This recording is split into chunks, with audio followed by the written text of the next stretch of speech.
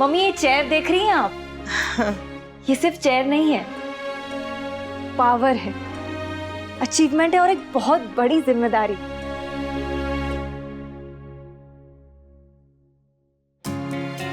आप इधर आइए। क्या? आप इस चेयर पे बैठिए। अरे नहीं नहीं किंजल, मम्मी प्लीज। नहीं नहीं, जरा भी नहीं। मम्मी अगर आप इस चेयर पे बैठेंगी ना तो ये चेयर मेरे लिए लकी होगी और मैं चाहती हूँ कि आप इस चेयर पर बैठे। Please mummy. मैं बैठू तू बैठे, एक ही बात है। चल एक ही बात है ना? हाँ। तो प्लीज मेरे लिए प्लीज बैठिए। अरे मम्मी प्लीज एक बार आई। पागल छोकरी है। प्लीज।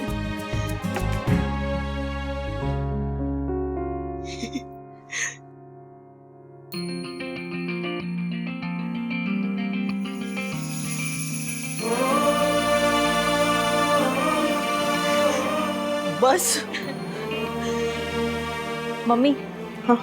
ऐसी कुर्सियों पर बैठने वाले ज्यादातर मर्द होते हैं, पर उन्हें बिठाने वाली हमेशा एक औरत होती है। आपकी तरह एक माँ, बीवी जो अपने सपनों को पीछे छोड़ देती है ताकि उनका हस्बैंड, भाई, बेटा अपने सपनों को पूरा कर सके। जैसे ऑफिस में बड़े वाले बॉस की बड़ी वाली कुर्सी होती है ना, वैसे ही घर में हर माँ के लिए बड़ी वाली चेयर होनी चाहिए, है ना?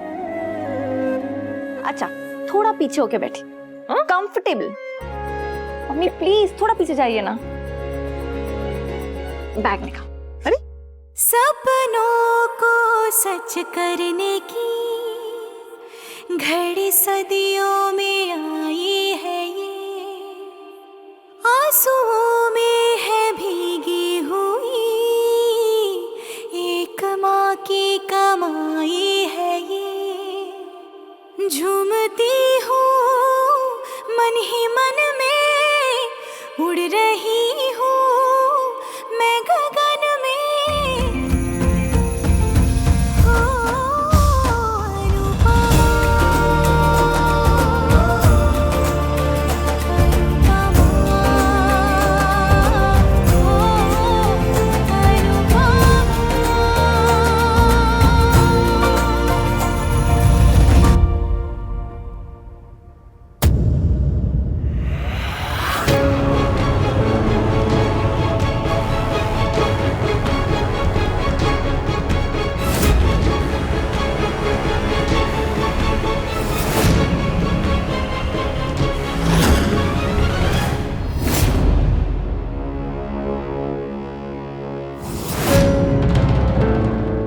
डेयर यू, मेरे ही कैबिन में मेरी ही कुर्सी पे बैठने की तुम्हारी हिम्मत कैसे हुई?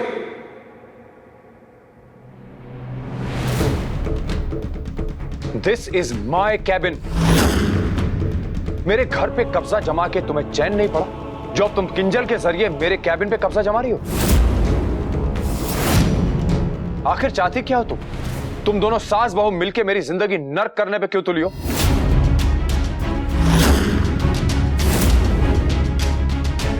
मुझे नहीं पता था ये आपका केबिन है। पता होगा भी कैसे? तुम इस लायक कभी थी नहीं कि मैं तुम्हें अपने ऑफिस में ला सकूं। पापा प्लीज, ये ऑफिस है। आई नो ये ऑफिस है, एंड टू बी प्रिसाइज ये तुम्हारा ऑफिस है। यही कहना चाहती हो ना तुम? आप खुद तो मम्मी को कभी ऑफिस नहीं लाए, और अब जब मैं लाई तो प्लीज सीन मत क्रिएट कीजिए पापा। सीन मैं नहीं, तुम दोनों क्रिएट कर रहे हो। सब समझता हूं मैं, एक भी मौका नहीं छोड़ती हो मुझे नीचा दिखाने का। वाओ, बहू ने जॉब ज्वाइन की तो सास भी आधम की। देखा भी, आई टोल्ड यू ना, तुम्हारी जॉब जाना और किंजल को इस कंपनी में जॉब मिलना कोई कोइंसिडेंस नहीं था। ये सब इनकी मिली भगत है। और ये महान अनुपमा उतनी महान है नहीं जितनी कि सब इसे समझते हैं। You're right, Kavya. हाथी के दांत खाने के कुछ और, दिखाने के कुछ और। I'm shocked। पिछले 25 सालों में मैंने इस औरत का ये रूप कभी नहीं देखा।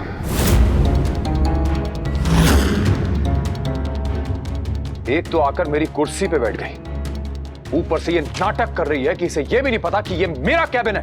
अरे यहां पे दरवाजे पे साफ साफ मेरा नाम लिखा हुआ है, वनराज।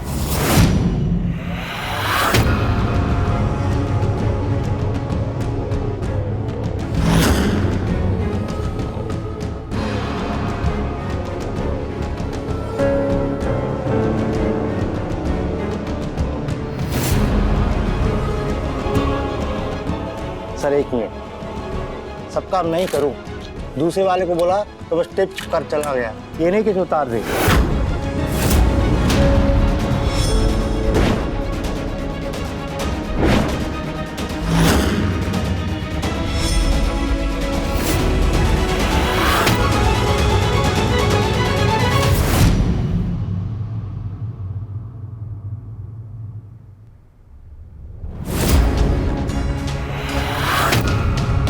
अगर मैं ना हूं तो इस ऑफिस में 2 दिन में ताला लग जाएगा।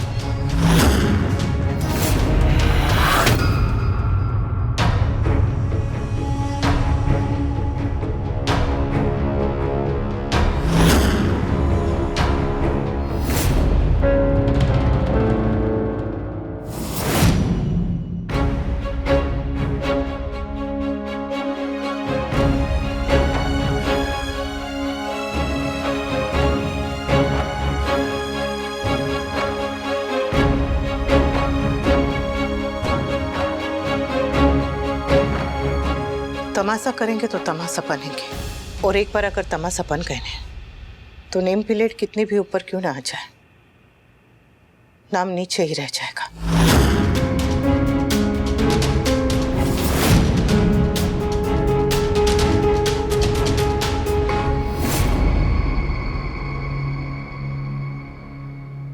आपकी नौकरी जाने का दुख मुझे भी है। दुनिया में यही तो एक रिश्ता था जिसके साथ आप ईमानदार थे। नौकरी गई, बुरा हुआ, पर आपकी नौकरी जाने के लिए मैं जिम्मेदार नहीं। आप दोनों को यही लगता है ना कि ये सब मैंने करवाया है।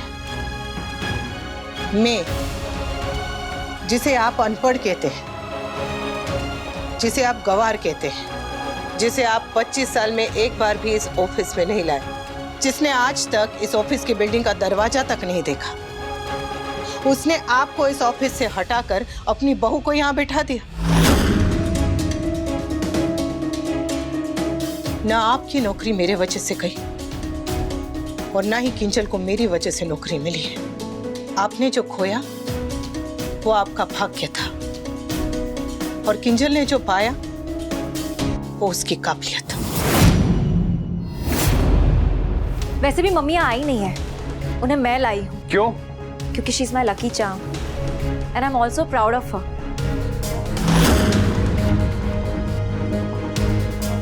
सर, ये मेरा कैबिन है, ये मेरी कुर्सी है, इसलिए मेरी मम्मी जब चाहे इस कैबिन में आ सकती है और जब चाहे मेरी कुर्सी पे बैठ सकती है। एनीवे, आप इस कैबिन में जरूर किसी काम से आए होंगे। Please go ahead, I have no issues.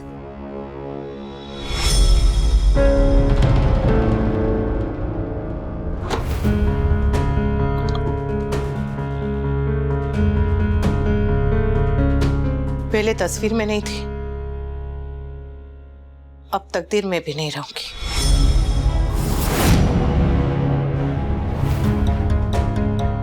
कहने से क्या फर्क पड़ता है? ना होने के बाद भी तुम बार बार मेरी जिंदगी में लौट के आ जाती हो।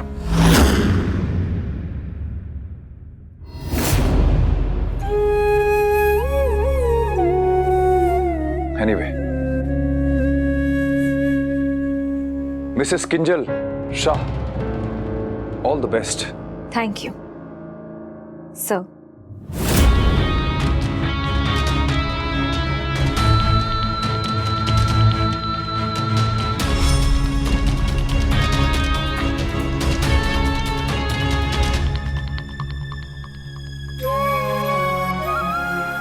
मम्मी, ये सब कब ठीक होगा?